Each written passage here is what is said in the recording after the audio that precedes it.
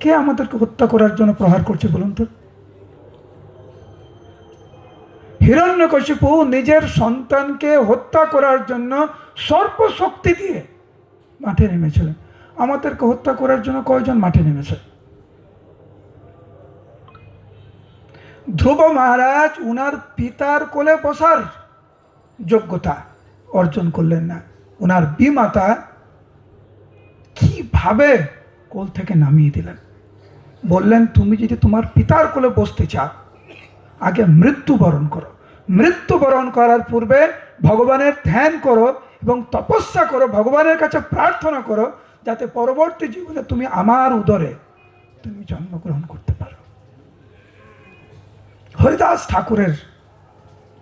হরিদাস ঠাকুর কি ভয়ানক প্রতিবন্ধকতার মধ্যে দিয়ে গিয়েছেন। সনাতন গোস্বামী জেলে ছিলেন, রামকেলিতে। ভক্ত হওয়া এত সোজা না। এই প্রতিবন্ধকতার মধ্যে দিয়ে, এই সংশোধনের মধ্যে দিয়ে আমাদেরকে যেতে হবে এবং এই শিক্ষাটি ভগবান ওনার আপনজনের মাধ্যম দিয়ে আমাদেরকে শিক্ষা দিয়েছেন। অনেক সময় দেখবেন যে মা তার বৌমাকে শিক্ষা দেওয়ার জন্য নিজের কন্যাকে একটু বকা দেয়, জোরে জোরে বলে, যাতে বৌমা শুনে নিজেকে সংশোধন করে।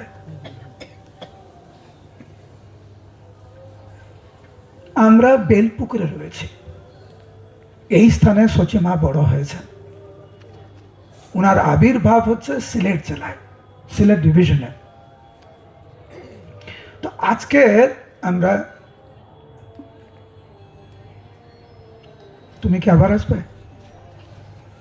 তো সচি মা মহাপ্রভুর মা, নিজের মা। শুধু এই জন্মে নয়, জন্মে জন্মে অখিল বিশ্ব ব্রহ্মাণ্ডের মালিক পরম পুরুষোত্তম ভগবান শ্রীকৃষ্ণের নিত্য মা উনি।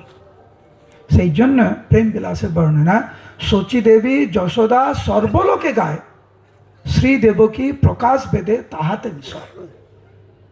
সচি মা হচ্ছে দেবকী এবং যশোদা মা, উভয় মিলিত বিগ্রহ, মিলিত ব্যক্তি হচ্ছেন, মিলিত মা হচ্ছেন সচি মা। কি কষ্টের মধ্যে দিয়ে উনি গিয়েছেন, আমাদের কল্পনার অতীত। এখানে জিজ্ঞাসা করুন কে কষ্টের মধ্যে নেই? সবাই কিন্তু ভাবছে আমার মতো কেউ কষ্ট নাই। সবার সাথে ব্যক্তিগতভাবে যদি বসার সুযোগ হয়, মন খুলে কথা বলার সুযোগ হয়, সবাই কিন্তু এই একই কথা বলবে, প্রভু আপনি যদি আমার দুঃখের কথা একটু শুনেন আপনি বিশ্বাস করতে পারবেন না, প্রভু এই জগতে আমার মতো দুঃখী আর কেউ নাই। যাকে উনি বলছেন সেও মনে মনে ভাবছে তুমি তো আমার কথা শোনোনি, তুমি যদি আমার কথা শুনতে তাহলে তুমিও বুঝতে যে এই জগতে আমার মতো দুঃখী কেউ নাই। সচি মায়ের কথা শুনুন, তারপরে আমাকে বলবেন যে না প্রভু সচি মার থেকে আমার আরো দুঃখ বেশি। একটু মন দিয়ে শুনুন, পার্থক্যটা কোথায় জানেন? একজন ভালো ভক্ত সে যত বড় প্রতিবন্ধকতার মধ্যে দিয়ে যাক না কেন, ভগবানের চরণ কমলে তার শ্রদ্ধা, ভক্তি, বিশ্বাস, সম্ভ্রম, ভালোবাসা বিন্দু মাত্র কমে না, দিনে দিনে বর্ধিত হয়। সেই জন্য কুন্তী দেবী বললেন বিপদা সন্তুতা শাশ্বত শাশ্বত তত্র তত্র জগৎগুরু। হে প্রভু, আমার জীবনে যত কষ্ট এসছে দয়া করে কষ্ট কমাবেন না, আরো কষ্ট দেন আমাকে, কারণ যত বেশি আমি কষ্টের মধ্যে থাকি তত আপনাকে বেশি স্মরণ হয় আমার। তো সেই কষ্ট তো কষ্ট না, যেই কষ্টের মাধ্যমে আপনাকে আমি স্মরণ করতে পারি, যেই পরিস্থিতিতে আপনার চরণ কমলে বারবার আমাকে নিয়ে যায়, সে তো কষ্ট না, সে তো মহা আনন্দ। সেই জন্য হে প্রভু আমি ওইভাবে ভালো থাকতে চাই না, এই জড় জগতের তথাকথিত ভালো থাকতে আমি চাই না। আমাকে ওই পরিস্থিতির মধ্যে রাখুন যেই পরিস্থিতি আপনাকে স্মরণ করাবে।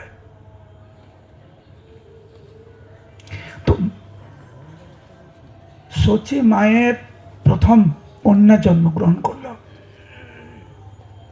একটু ভাবুন, মায়ের কাছে প্রথম সন্তান, কি স্বপ্ন।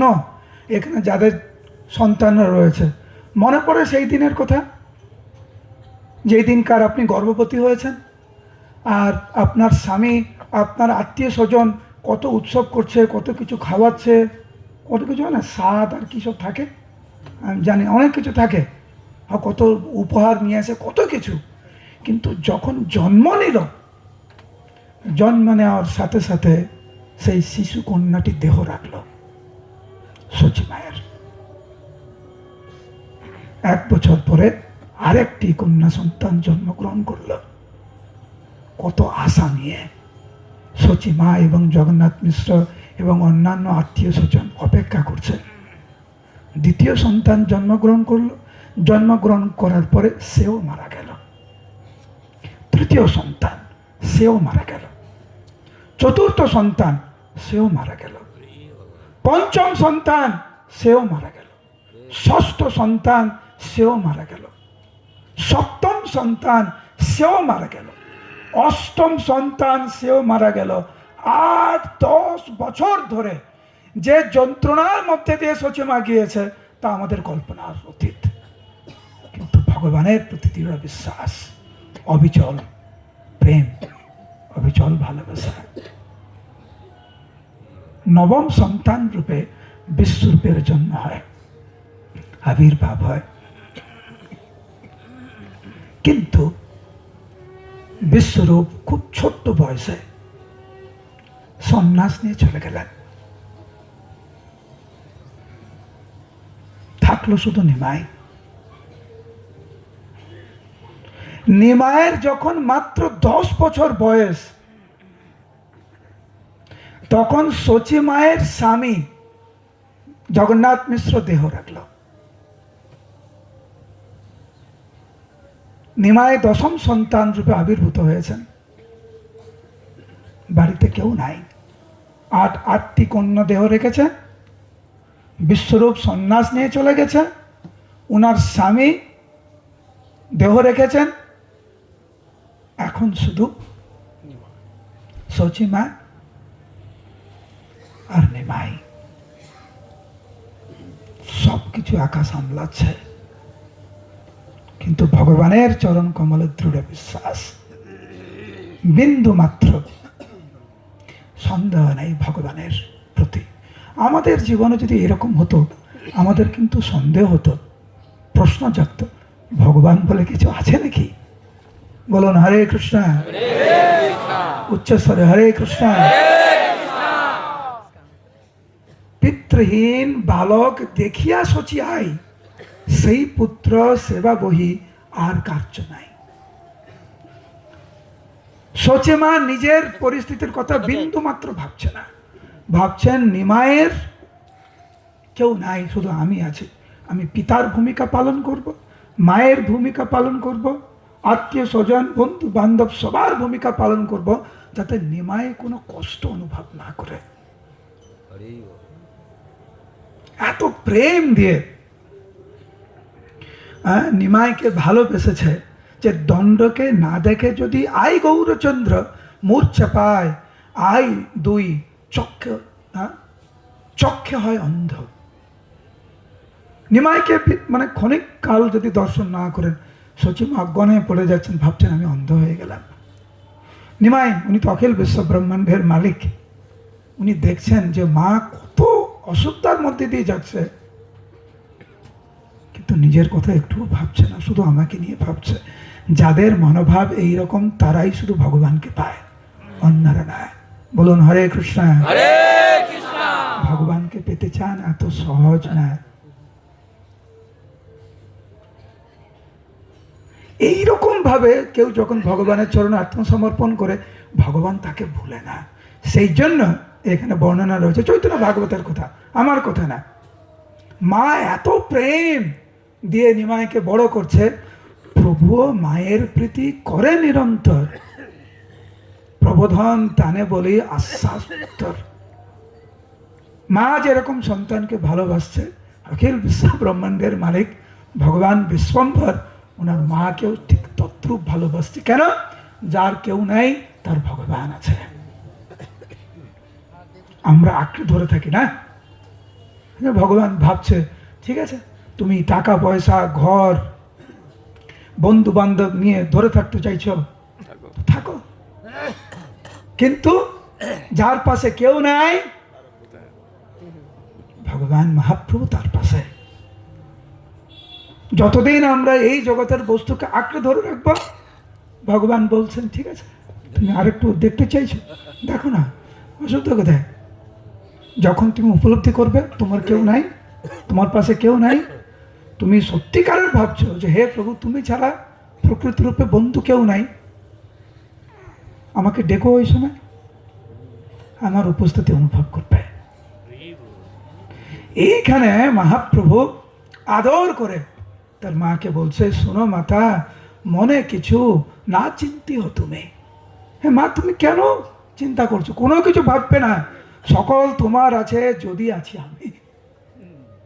আমি যতক্ষণ তোমার পাশে আছি তোমার কোনো অভাব নাই। ব্রহ্মার দুর্লভ যে বিষয় তা আমি তোমাকে দেব, তুমি কিছু ভেবো না। পরবর্তী সময় আপনারা জানেন যে কিভাবে মহাপ্রভুকে বিবাহ দিয়েছেন সচিমা লক্ষ্মীপ্রিয়ার সাথে। মহাপ্রভু গেলেন বাংলাদেশে,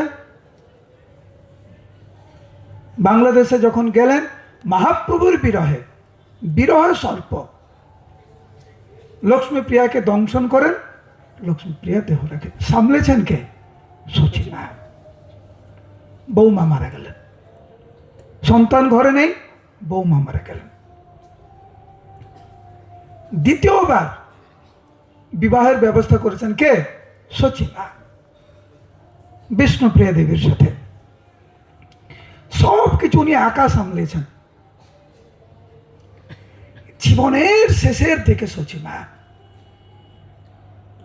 এখন উনি লোকে মুখে শুনছেন যে উনার প্রাণের নিমাই যাকে নিয়ে উনি বেঁচে থাকার চেষ্টা করছেন সে নাকি সন্ন্যাস নেবে। আটটি কন্যা দেহ রাখলো, বিশ্বরূপ সন্ন্যাস নিয়ে চলে গেল। উনার স্বামী মারা গেলেন, উনার প্রথম বৌমা মারা গেলেন, দ্বিতীয়বার নিজের সন্তানকে বিয়ে দিয়েছে। এখন উনি শুনছেন যাকে নিয়ে উনি বেঁচে আছেন তিনি নাকি সন্ন্যাস নিয়ে চলে যাবেন।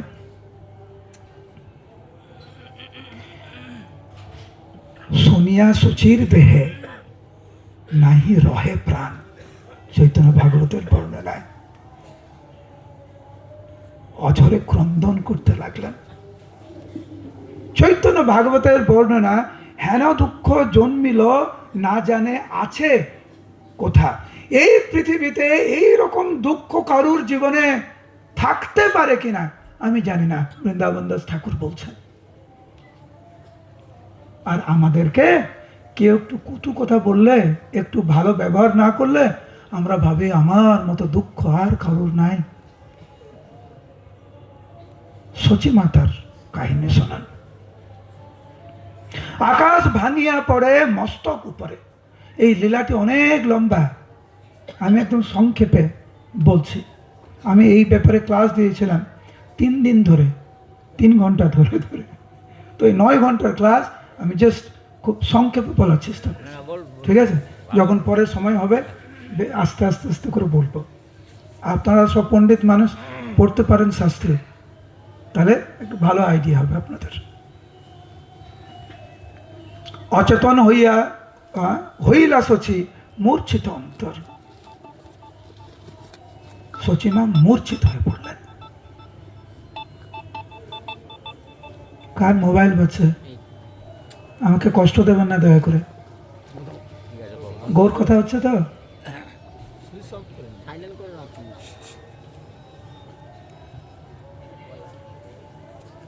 সবাই বলুন হরে কৃষ্ণ।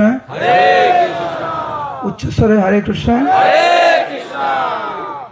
সচিমা পাগল হয়ে গেলেন। উন্মত্তি পাগলে সচি বেড়ায় চৌদিকে। পাগলের মতো সচি মা রাস্তায় চাকে দেখছে, যারে দেখে তারে পুছে সর্বনবদ্বীপে, যাকে দেখছে তাকেই জিজ্ঞাসা করছে, আচ্ছা তুমি দয়া করে বলো এগুলো সব মিথ্যা অপবাদ, এগুলো সব গুজব। আচ্ছা আমি শুনেছি আমার নিমাই নাকি সন্ন্যাস নেবে, তুমি দয়া করে বলো এগুলো সব গুজব, এগুলো সব মিথ্যা কথা, তুমি একবার আমাকে বলো। কিন্তু সচি মায়ের এই কাতর প্রার্থনা, ক্রন্দন দেখে কেউ এক ফোঁটা কথা বলে না। সন্দেহ আরো বাড়ে। উনি অপেক্ষা করতে লাগলেন নিমাই ঘরে ফিরুক আজকের। আমি সরাসরি নিমাইকে জিজ্ঞাসা করবো, নিমাই তো ভগবান, আজকের একটু দেরিতে উনি এসেছেন ঘরে। সচি মা নিমাইকে দেখে জড়িয়ে ধরে ক্রন্দন করতে লাগলেন। মহাপ্রভু জিজ্ঞাসা করছে, মা তুমি আজকের এত ক্রন্দন করছো কেন, কি হয়েছে তোমার? সচি মা কান্নায় ভেঙে পড়লেন এবং বললেন, লোক মুখে শুনি বাপু করিবে সন্ন্যাস, মোর মুন্ডে ভাঙি যেন পড়িল আকাশ। যে বাবা আমি শুনেছি তুমি নাকি সন্ন্যাস নেবে, তুমি দয়া করে বলো এগুলো সব গুজব। কারণ এইটা যখন আমি শুনেছি আকাশ যেন আমার মাথায় ভেঙে পড়েছে। একাকিনী, অনাথিনী, আর কেউ নাই, আমি একাকী, আমি অনাথ, আমার আর কেউ নাই, আমি জীবিত আছি কেবলমাত্র তোর মুখ চাই। তুমি দয়া করে একবার আমাকে বলো এগুলো সব গুজব। অন্যান্য দিন মা কিছু বলার সাথে সাথে কত সুন্দর করে বুঝায় নিমাই, আজ নিমাইয়ের মুখে একটি শব্দ নাই। সচি মা কিছু ইঙ্গিত পেলেন, নিমাই কিছু বলছে না, মানে এর মধ্যে হয়তো কিছু সত্য রয়েছে।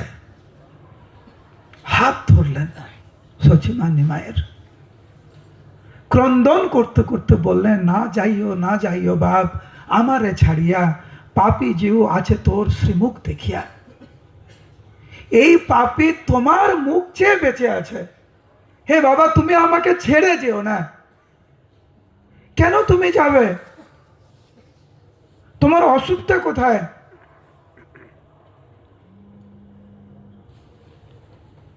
তুমি সবে বিবাহ করেছ, তোমার কোনো সন্তান নেই, তুমি গৃহস্থ জীবন যাপন করে এই যে সারাদিন সারা রাত ব্যাপী তুমি হরিনাম সংকীর্তন করো, আমি তো কখনো তোমাকে বাধা দেই না, কেন যাবে তুমি? অদ্বৈত গোসাই, শ্রীবাস আদি সমস্ত ভক্তরা তোমার সাথে রয়েছে। এই রকম পরিস্থিতিতে তুমি যদি আমাকে ছেড়ে চলে যাও, তোমার স্ত্রীকে ছেড়ে চলে যাও, তুমি কিরকম ধর্ম তুমি স্থাপন করছো সবার জন্য? তুমি যদি আমাকে ছেড়েই চলে যাও, আমি তৎক্ষণাৎ আগুনে প্রবেশ করে আমি দেহত্যাগ করব, তুমি দয়া করে যেও না। প্রেমেতে রোধিত কণ্ঠ না করে উত্তর। মহাপ্রভু উত্তর দিতে চাইছেন কিন্তু কোনো উত্তর দিতে পারছেন না, সেই শক্তি ভগবানের নাই যে সচি মাকে এই মুহূর্তে বুঝাবেন। কিন্তু সচি মা যাতে হচ্ছে সেই কষ্টটাকে সহ্য করতে পারেন সেই ক্ষমতা ভগবান দিলেন। কিন্তু সেই দিন আর কোনো উত্তর দিতে পারলেন না। সারা রাত ব্যাপী সচি মা ক্রন্দন করেছেন। কিন্তু এই পরিস্থিতির মধ্যেও ভগবানের প্রতি অবিচল বিশ্বাস, শ্রদ্ধা, ভক্তি, ভালোবাসা। পরের দিন মহাপ্রভু মাকে নিয়ে বসেছে। সচি মা ভাবছে আমাকে নিয়ে বসেছে, কালকের কোনো উত্তর দিল না। অধীর আগ্রহে ছেলের দিকে তাকিয়ে আছে, কি বলবে। মহাপ্রভু তখন বলছেন, প্রভু বলে, শোনো মাতা, তুমি স্থির করো মন, তুমি শান্ত হও মা, আমার কথা তুমি শোনো। তুমি ভাবছ যে কেবলমাত্র এই জীবনে আমি তুমি তুমি আমার মা? না, যখনই আমি জন্মগ্রহণ করি তখনই তুমি আমার মা। আমি যখন বামন রূপে অবতীর্ণ হয়েছিলাম, তুমি অদিতি রূপে অবতীর্ণ হয়েছিলে। আমি যখন কপিল রূপে আবির্ভূত হয়েছিলাম, তখন তুমি দেবহূত রূপে আবির্ভূত হয়েছিলে। আমি যখন শ্রীরাম রূপে জন্মগ্রহণ করেছিলাম, আবির্ভূত হয়েছিলাম, তখন তুমি কৌশল্য রূপে জন্মগ্রহণ করেছিলে। আমি যখন কৃষ্ণ রূপে আবির্ভূত হয়েছিলাম, তখন তুমি যশোদা, তুমি দেবকী রূপে তুমি আবির্ভূত হয়েছিলে। এখন আমি গৌরাঙ্গ রূপে অবতীর্ণ হয়েছি, তুমি আমার মা রূপে অবতীর্ণ হয়েছ। এমন ধীর স্থির ভাবে মহাপ্রভু বুঝাচ্ছেন যে শুনিয়া সুচির কিছু স্থির হইল মন। সঙ্গে সঙ্গে উনি একটু শান্ত হয়ে উনি ভাবছেন, কে? যেই মুহূর্তে শান্ত হয়েছেন, তৎক্ষণাৎ মহাপ্রভু গুরু গম্ভীর গলায় বললেন, হে মা, কে তুমি? তোমার পুত্র কে বা কার বাপ? এই জগতে কেউ কারুর না মা। মিছা তোর মোর করি করো অনুতাপ। এই জগতে আমার তোমার করে করে এত কষ্ট কেন পাচ্ছ? আমাদের প্রকৃত সম্পর্ক হচ্ছে ভগবানের সাথে। তো মহাপ্রভু একটা সুন্দর ভাবে বুঝাচ্ছেন। চৈতন্য মঙ্গলে একটা শ্লোক আছে, আপনারা সবাই আমার পরে পরে ওই শ্লোকটি বলুন, ভালো লাগবে। আগে বলুন হরে কৃষ্ণ। তা মহাপ্রভুর ভাবটা এরকম, লোচন দাস ঠাকুর বলছেন, আপনারা আমার পরে পরে বলুন। সংসারে আরতি করে মরিবার তরে। আরতি দেখেছেন? একটু আগে আরতি হলো না? তো ভগবানকে আরতি করবেন, ঠিকঠাক একটু আগে ভগবানকে আরতি হলো। সংসারকে আরতি করবেন মানে সংসারকে আপন করবেন, সংসারকে ভালোবাসবেন, ফল কি হবে? মরবেন। আবার বলুন, সংসারে আরতি করে মরিবার তরে, শ্রীকৃষ্ণ আরতি করে ভবতরিবারে। সেই সে পরম বন্ধু, সেই পিতা মাতা, শ্রীকৃষ্ণ চরণে যেই প্রেম ভক্তি দাতা। তো মহাপ্রভু এত সুন্দর করে বুঝাচ্ছেন, তখন সচিমা ভাবছে, এ কে? আমি তো ভাবছি এ আমার সন্তান। আর যেই মুহূর্তে ভেবেছেন সচিমা যে কে, এ কে, তৎক্ষণাৎ মহাপ্রভুর ইচ্ছায় সেই স্থান গোলক বৃন্দাবন রূপে স্থানান্তরিত। হরি ও হরি বল। মহাপ্রভু তৎক্ষণাৎ ব্রজেন্দ্র নন্দন কৃষ্ণ হলো এবং সব কিছু পুরো পাল্টে গেল। এবং যশোদা তখন সচিমা দেখছেন যে উনার সন্তান হচ্ছেন সাক্ষাৎ ব্রজেন্দ্র নন্দন। গোপ গোপী গোপালের সনে বৃন্দাবনে দেখিল আপন পুত্র, চকিত তখনে। এতক্ষণ ধরে কত কিছু ভাবছিল, এখন দেখছে যে উনার সন্তান হচ্ছে সাক্ষাৎ ব্রজেন্দ্র নন্দন। সেইখানে বিশ্বম্ভরে কৃষ্ণ বুদ্ধি হইল। তৎক্ষণাৎ উনার কৃষ্ণ বুদ্ধি হল, আরে এ তো কৃষ্ণ বুদ্ধি, আপনার পুত্র বলে মায়া দূরে গেল। তখন উনি বললেন যে আমার সৌভাগ্য যে তোমাকে পুত্র রূপে আমি পেয়েছি। তুমি তো অখিল বিশ্ব ব্রহ্মাণ্ডের মালিক, তুমি তো ভগবান। তোমার যদি সত্যিকারের সন্ন্যাস নেওয়ার ইচ্ছা থাকে, তুমি সন্ন্যাস নিতে পারো। হরি বল। তখন মহাপ্রভু অনেক আপন করে মাকে বললেন যে মা, একটি বিশেষ উদ্দেশ্য আমি সন্ন্যাস নেব, কিন্তু তুমি জেনে রাখো, তুমি যখন আমাকে দেখতে চাইবে, যখনই আমাকে দেখতে চাইবে, আমি তৎক্ষণাৎ তোমার সামনে আমি আবির্ভূত হব, নিশ্চিত রূপে। তুমি এটা জেনে রাখো। মহাপ্রভু সর্বক্ষণ সর্ব অবস্থায় 4 জায়গায় উনি আবির্ভূত হন, উনি যেখানেই থাকুক না কেন। আমার পরে পরে বলবেন। প্রথম হচ্ছে নিত্যানন্দ নর্তনে, নিত্যানন্দ প্রভু যেখানে থাকবে কীর্তনে নৃত্য করা মানে মহাপ্রভু আবির্ভূত হয়ে যায়। দ্বিতীয় হচ্ছে শচীর রন্ধনে, শচীমা রান্না করে ভগবানকে ভোগ লাগানো হয়, আসবে মহাপ্রভু। তৃতীয় হচ্ছে শ্রীবাস অঙ্গনে, শ্রীবাস অঙ্গনে যখনই কীর্তন হবে মহাপ্রভু আবির্ভূত হবে। এবং চতুর্থ হচ্ছে বলুন রাঘব ভবনে, রাঘব পণ্ডিতের গৃহে ভগবানকে যখনই উনি সেবা করতেন মহাপ্রভু আবির্ভূত হতেন। তো ভগবান শচীমায়ের মাধ্যমে এই শিক্ষা আমাদেরকে দিয়েছেন। কারা কারা ভক্ত হতে চান হরিবল বলুন। আমি একদম শুনতে পাচ্ছি না। তাহলে কষ্ট পেতে তৈরি হন। এবার একটা হরিবল শুনি, প্রস্তুত হন। মানুষ আপনাকে ভুল বুঝবে। আজকের প্রবোধানন্দ সরস্বতীর কিছু উক্তি আমরা সকালে আমি ক্লাস দিচ্ছিলাম গীতা কোর্সের বি গ্রুপে, সেখানে আমি বলছিলাম যে প্রবোধানন্দ সরস্বতী কিন্তু পরিষ্কার করে বলেছেন, মহাপ্রভুর ভক্ত হতে চান নিন্দা আপনাকে শুনতে হবে, আপন মানুষ আপনাকে পর করবে,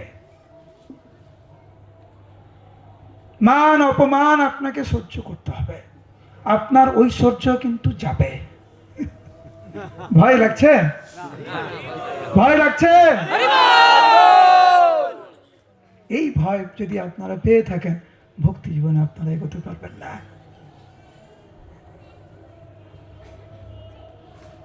ভক্তি জীবন মানে যদি জাগতিকভাবে সবকিছু ঠিকঠাক থাকে তাহলে পঞ্চপাণ্ডব ভক্তরা ভক্ত না? পঞ্চপাণ্ডব ভক্ত, উচ্চেশ্বর ভক্ত, ধ্রুব মহারাজ ভক্ত, প্রহ্লাদ মহারাজ ভক্ত, হরিদাস ঠাকুর ভক্ত, রূপ সনাতন ভক্ত, শিল প্রভুপাদ ভক্ত, আমাদের গুরুবর্গরা ভক্ত। আপনি কেন ভয় পাচ্ছেন?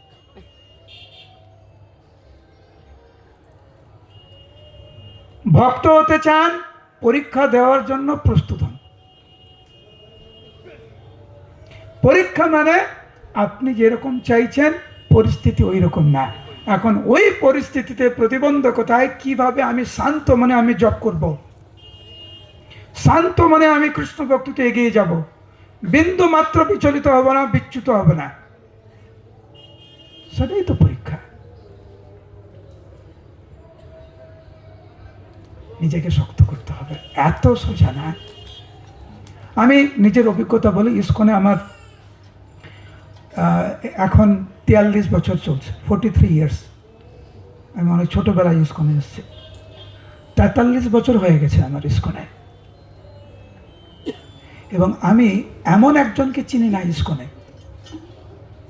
এবিসি থেকে জিবিসি। আমার সৌভাগ্য হয়েছে অনেক মহান ভক্তের সান্নিধ্যে আসার জন্য। আমি এমন একজনকে চিনি না যিনি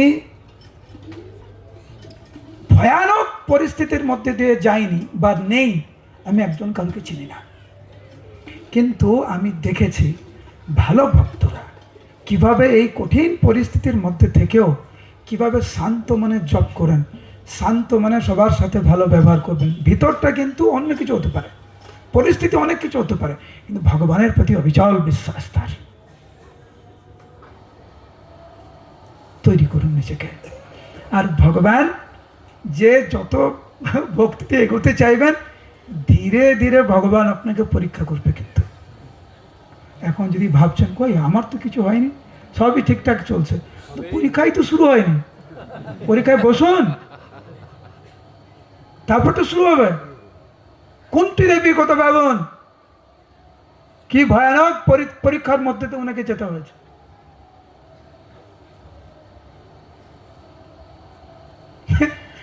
আমাদের সেন শিবানন্দ, নিত্যানন্দ প্রভু লাথি মারলেন ওনাকে, ওনার কোন দোষ ছিল না, লাথি মারলেন। সেন শিবানন্দ তো প্রেমে বিভোর, আমার কি সৌভাগ্য, আমি লাথি পেয়েছি, আমি লাথি খেয়েছি, হরি বল। এখন সমুদ্র গৌরপ্রভু যদি আপনাকে একটু বকা দেয়, আপনি তখন ভাববেন সমুদ্র গৌরপ্রভুর সামনেই যাবো না, দরকার নেই, উনি ওনার মতো থাকুক, আমি আমার মতো থাকি। সেন শিবানন্দ আনন্দে বিভোর। কেন? উনি লাথি খেয়েছেন। নিত্যানন্দ প্রভু মনে মনে ভাবছেন, একে পরীক্ষা করলাম, এর কাছেই আমি হেরে গেলাম। মহাপ্রভু বলছেন হরিদাস ঠাকুরকে, কোলাবেচা শ্রীধরকে বলছেন মহাপ্রভু, কোলাবেচা শ্রীধর, তোমাকে পরীক্ষা করতে আসলাম, তোমার কাছেই আমি হেরে গেলাম। হরিদাস ঠাকুরকে একই কথা বলছেন। হরিদাস ঠাকুরকে মহাপ্রভু বলছেন, হরিদাস, যখন মহাপ্রভুর সাথে প্রথম দেখা হলো জগন্নাথপুরী ধামে, মহাপ্রভু তো হরিদাস ঠাকুরকে দেখে পাগল, ভগবান পাগল হয়ে গেছে, দৌড়ে গিয়ে আলিঙ্গন করছেন মহাপ্রভু হরিদাস ঠাকুরকে। হরিদাস ঠাকুর বলছেন, প্রভু দয়া করে আপনি আমাকে আলিঙ্গন করবেন না, আমাকে স্পর্শ করবেন না, আমি পাপী। মহাপ্রভু বললেন, হরিদাস, আমি তোমাকে পবিত্র করার জন্য আমি তোমাকে আলিঙ্গন করছি না, কারণ তোমাকে পবিত্র করার যোগ্যতা আমার নাই, আমি তোমাকে আলিঙ্গন করছি নিজে পবিত্র হওয়ার জন্য। ভক্ত এরা পরীক্ষায় পাস করেছেন, এনারা উত্তীর্ণ হওয়া ভক্ত। এরা কারা কারা ওই মুভি দেখেছেন? প্রহ্লাদ মহারাজের মুভি নতুন এসেছিল আমাদের, দেখেছেন কি? মহাবতার নৃসিংহ। কারা দেখেছেন? দেখেছেন? আমার সবচাইতে একটা, আমার যদি বলেন আমার কোনটা ভালো লেগেছে সবচাইতে, ওই মুভির মধ্যে একটা জায়গা আছে, দেখবেন সেখানে প্রহ্লাদ মহারাজ অঝরে ক্রন্দন করছেন, কাতরভাবে ভগবানকে বলছেন যে প্রভু, আমি তোমাকে না দেখে আমি থাকতে পারছি না, আমি বাঁচবো না, আমি তোমাকে দেখতে চাই, আমি তোমার দর্শন চাই প্রভু, এই জগতের কোনো কিছু আমি চাই না, আমি কেবল তোমাকেই চাই। এমন ভাবে ক্রন্দন করছেন প্রহ্লাদ মহারাজ। ভগবান আবির্ভূত হলেন ওনার কাছে। তার আগে প্রহ্লাদ মহারাজ কত পরীক্ষায় বসেছেন, সব পরীক্ষায় উত্তীর্ণ হলেন। তো ভগবান তখন ভক্তের দাস হয়ে গেলেন। তোমার হৃদয়ে সদা গোবিন্দ বিশ্রাম, গোবিন্দ কহে না মম বৈষ্ণব পরাণ। এ কেমন বৈষ্ণব? যাকে ভগবান নিজের সর্বস্ব বলে মনে করেন। আপনারা অনেক সৌভাগ্যবান, সৌভাগ্যবতী, এই সব কিছু উপলব্ধি করে আপনারা ভক্তি জীবনে এসেছেন। ভক্তি জীবনে এসেছেন, এখন ভক্তি জীবনটা কিভাবে সুরক্ষিত থাকবে, কিভাবে নিরাপদ থাকবে, ওইটা আপনারা একটু ভালোভাবে চিন্তা ভাবনা করবেন, কিভাবে সুরক্ষিত থাকবেন, সেই জন্য বাস্তবিক পদক্ষেপ নেবেন আর ঐক্যবদ্ধভাবে থাকবেন। আপনারা বিভিন্ন জায়গা থেকে, আসাম থেকে কারা কারা এসেছেন হাত তুলুন। আসাম থেকে, বাংলাদেশ থেকে এখানে কারা কারা এসেছেন? বাংলাদেশ থেকে এসেছেন কয়েকজন ভক্ত। কারা কারা পশ্চিমবাংলা থেকে এসেছেন? পশ্চিমবাংলা সবাই পশ্চিমবাংলা, সবাই উচ্চাসে বলুন হরি বল। ঐক্যবদ্ধ ভাবে আপনারা থাকুন, সাধন ভজন করুন, ভালো করে পরিক্রমা করুন আর চেষ্টা করুন এই জীবনের অন্তিমে ভগবানের কাছে ফিরে যেতে। আবার আসতে চান? আর কষ্ট পেতে চান? কি দরকার? দরকার নেই। ভালো ভক্ত হন, গুরু মহারাজকে সন্তুষ্ট করুন আর ভগবত ধামে ফিরে যান। হরে কৃষ্ণ কৃষ্ণ কৃষ্ণ কৃষ্ণ হরে হরে, হরে রাম